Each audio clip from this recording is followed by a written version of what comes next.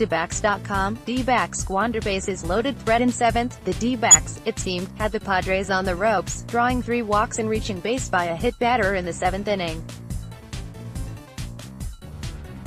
Yet, somehow they failed to push across even 1 run in that inning as the Padres held on for a 5-4 win on Saturday night at Chase Field. The loss was the 4th straight for the D-backs, who will try to avoid being swept in this 4-game series Sunday afternoon. Just from me walking through the clubhouse and just getting the temperature of what's going on, I think the guys are a little bit frustrated, D-backs manager Torey Lovullo said. That's certainly understandable, given how things have been going. The D-backs have done almost enough to get wins, but not quite. Each loss in the series has been by 1 run. As Central, mistakes compounding into frustration for Diamondbacks in 3rd straight loss to Padres, the Diamondbacks, 6-9, put themselves in an early hole when right-hander Merrill Kelly labored through the first 3 innings of the game and allowed a pair of runs in the 1st and 3rd innings, respectively. Although the Diamondbacks managed 4 base hits and 6 base runners over their first 3 innings at the plate, they would not get a run across until the 6th inning and quickly found themselves with a 1-run deficit after the Reyes home run in the top of the 7th. Arizona sports D-backs rally once again neutralized by Padres response in loss. The D-backs broke through the wall in the 6th. Christian Walker struck out after David Peralta's walk, and from there, the D-backs had a runner advance on 5 straight batters. Eduardo Escobar and Nick Ahmed singled, with Ahmed bringing home Peralta. Carson Kelly's double scored Escobar, and a fielder's choice for Ildemaro Vargas moved Kelly to 3rd and saw Ahmed cross home plate. With Adam Jones at the plate down a run and Kelly 90 feet away from tying the game, a grounder hit deep into the left side was enough for Jones to not give Tatis a play and score Kelly. It's just one of the characteristics that this team has that we keep fighting and clawing, manager Torey Lovullo said after the game of the inning. The back-breaking inning would be the 7th, and not just because of Reyes' go-ahead dinger. The Padres walked 4 straight D-backs hitters to start the inning, and if you're wondering why that didn't result in any runs, it's because Jared Dyson was caught stealing on 2nd. Arizona Diamondbacks news. The rattle, the razor's edge. The Diamondbacks have walked a fine line since Mike Hazen took over as the team's general manager in October of 2016. Technically, I suppose, they were walking a fine line before Hazen's tenure, but that was the line between carelessness and recklessness. Hazen's line is a bit more palatable, if not more clear: contender or rebuilder. The Diamondbacks seemed to kick the can yet again this offseason in deciding which path to follow. While it can make for an uneasy feeling for fans, it does allow the organization to maintain flexibility a bit longer, which isn't necessarily a bad thing. MLB.com, Saturday's top prospect performers, D-backs, Jake McCarthy, of No.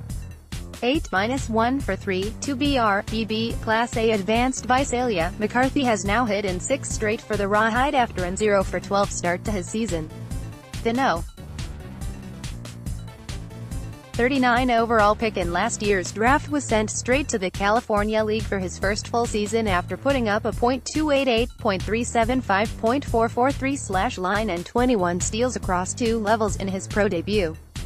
As Central, Diamondbacks rookie Yoan Lopez hasn't allowed a run since disastrous MLB debut last September, on Sept. 9, 2018, Yoan Lopez allowed 2 home runs and a triple without recording an out in his major league debut. He hasn't allowed a run since. Cheekily clinging to superstition, Diamondbacks manager Torey Lovullo had no desire to be asked about it, so he took precautions before delivering a response. "Way to go," Lovullo said when asked about Lopez's scoreless streak. "I've got to knock on wood now.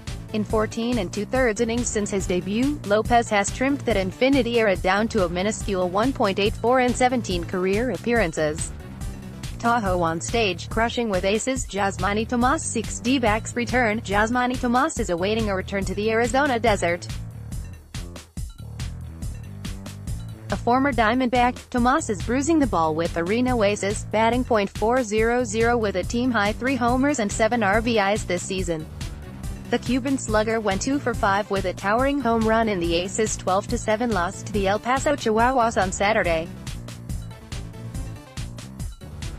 He crushed El Paso reliever Kyle McGrath's high fastball that hit off the scoreboard and ricocheted off the foul pole in left field. Reno manager Chris Cron is anxious to see Tomas back in a D-backs uniform. "Yas has continued to develop," he said. "I'm excited for him. He's a guy that has big league time under his belt and has kept grinding to make the time.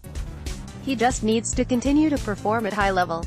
Boston Herald former Red Sox GM Mike Hazen won't tank with Diamondbacks. The Cubs and Astros were among the biggest losers in baseball for years before turning into the powerhouse World Series winners they became.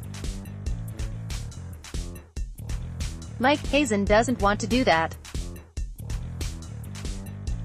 Maybe it's ingrained in their souls after spending most of their careers in the Red Sox front office, working in a town where there's no such thing as a rebuild, only a reload. A season of non-competitiveness is unacceptable in Boston, and Hazen's crew is taking that same approach with a new franchise. It's not aggressively tanking, and it's not aggressively competing. What is the strategy? I think it's easier and cleaner to say you're one way or the other. Hazen said, "You're either all in, devoting all your resources to your major league team, or you're out, and you're devoting few resources to your major league team. Not in that position.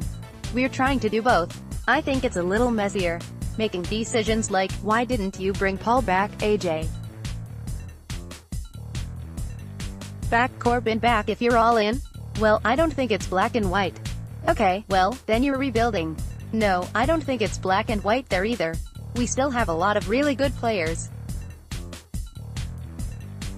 You don't know what can happen during the course of the season." Around the league, 538, what's behind MLB's bizarre spike in contract extensions? From mid-February through Thursday, 27 players had agreed to extensions worth a total of 132 years and $2.045 billion, according to data from the MLBTradeRumors.com extension database analyzed by 538. There has never been a flurry of activity like this. March represented the most $1.126 billion and years 58 awarded in contract extensions in a one-month period that we've seen. While veteran stars including Nolan Arenado, Chris Sale and Mike Trout all signed massive extensions this spring, players with little major league experience made up the majority of the deals. Sporting news: Craig Kimbrel's price tag appears to have dropped. Craig Kimbrel's price tag may be dropping. The free agent closer is still committed to waiting for the right deal, it appears, but according to The Athletic, the right deal now falls somewhere between what Wade Davis got for the Rockies last season, 3 years, $52 million, and what Zach Britton received from the Yankees this year, 3 years, $39 million. Those numbers seem absolutely fair as Kimbrel is 14th all-time with 333 career saves, but they are also intriguing because that is not what Kimbrel was reportedly asking for earlier this offseason. In a report that also came from The Athletic, Kimbrel was looking for a deal in the 6-year range worth $100 million. NBC Sports, streak broken. Chris Davis finally breaks MLB record slump. The hitless streak is finally over. After 62 consecutive plate appearances and 33 at-bats this season, the Orioles' first baseman Chris Davis has broken his hitless streak at 54 at-bats with a 2-run single. During the first inning of Saturday's game against the Boston Red Sox, the Orioles had loaded bases with 2 outs when Davis came to bat. Davis lined a 2-out single to right field, driving in 2 runs. Immediately following the single, Davis asked for the ball and an uproar of cheers erupted from Red Sox fans at Fenway Park. It gets even better than that. During the 5th inning, Chris Davis hit a RBI double to take the lead for the Orioles 3-2. Later in the 8th inning, Davis hit another RBI double, making a total of 4 RBIs alone at one day. Davis's contributions resulted in the Orioles defeated the Red Sox 9-5.